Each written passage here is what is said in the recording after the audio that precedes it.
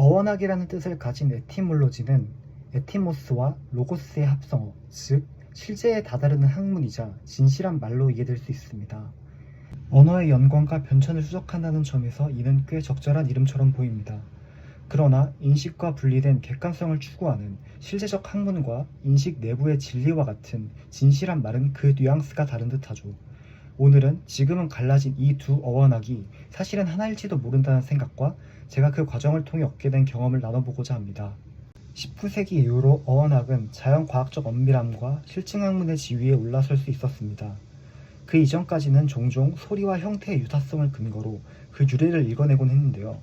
대표적으로 세비야의 주교 이시도르가 7세기에 정리한 어원학을 예로 들 수 있습니다. 사람, 호모는 흙, 후무스에서 왔기 때문에 인간의 본질은 겸손함에 있다. 이런 식이었습니다. 그러나 윌리엄 존스가 인도유럽 조어를 발견한 것을 기점으로 19세기의 어원학은 규칙과 계보 정립의 성과를 냈으며 의무 법칙에는 예외가 없다는 명제를 선포하기까지 이릅니다. 이런 흐름에서 스토아 학파나 플라톤 크라틸로스에서 사물과 언어의 본질적인 연결성을 사유하고자 했던 원래 에티몰로지라는 말이 가리키던 그런 언어와 사물의 마주함은 민간 어원이나 사이비 학문으로 밀려나게 되었습니다. 인문학적인 진실한 말은 실제적이지 않기 때문입니다. 그러나 예감하시다시피 연구가 진행될수록 모든 것은 기계적으로 떨어지진 않았고 이내 실증주의적 연구 역시 완벽할 수 없는 환상임이 드러났습니다. 그렇게 연구 내부에서도 반박 지점이 생겨나기 시작했는데요. 예를 들어 곰을 나타내는 인도 유럽 조어는 르크토스 또는 아르크토스입니다. 곰을 직접 마주할 일이 적었던 남유럽, 지중해권에서는 비교적 계승이 잘 된 형태로 아르크토스나 라틴어 우르소스로 남아있지만 곰에 대한 공포나 생존에 대한 위협으로 직결됐던 북동 유럽에서는 갈새 그것을 가리키는 베어, 꿀먹는 자를 뜻하는 미르베치로 그 계보가 끊기게 됩니다. 곰에 대한 생생한 마주함이 새로운 낱말을 피워내게 된 것입니다. 이는 공통조에 없던 이름이 어떤 마주함으로 인해 각자 생겨나게 된 사막, 바다, 올리브 등과 같은 사례로 이해될 수 있습니다. 최신 인지 언어학계도 차라리 이쪽에 더 가깝습니다.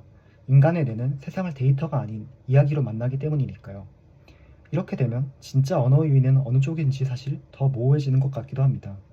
언어에 있어서 그 진리는 세상을 마주하는 경험에 있기 때문에 이는 실제를 말하는 셈이죠. 그렇기 때문에 에티몰로지라는 말은 실제적인 학문과 진실한 말이라는 두 가지 의미가 함께 꿈틀거리고 있던 것입니다.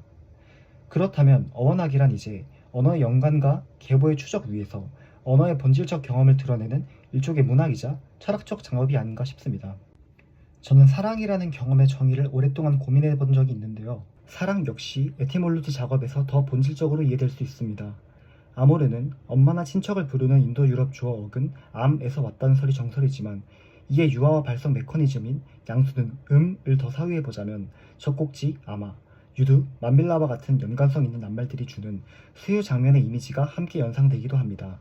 즉, 사랑은 아이가 젖을 향해 입술을 뻗는 입 모양이기도 하다는 것입니다. 사랑이란 출생이라는 원천으로부터의 결별 이후 이루어지는 최초의 결합 욕구와 경험의 뿌리를 두고 있는 것이죠. 그렇기 때문에 사랑하는 자들은 그런 경험을 드러내야 할 본질로서 품고 타자를 채우고 또 채워지는 부모 관계와 같은 공속성으로 들어가게 되는 것입니다. 이렇게 어원학은 또 나아가 언어는 마주함으로써 실제하는 것이다라는 생각을 나눠봤는데요.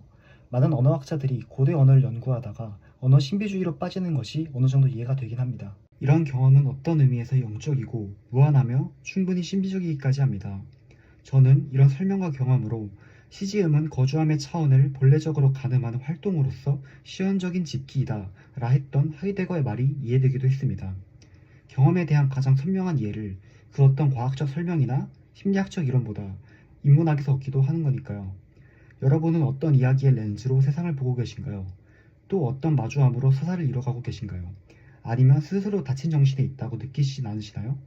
혹은 또 하나의 시인으로서 살아가고 계신가요? 여러분의 재미있는 경험도 나눠주신다면 감사하겠습니다. 감사합니다.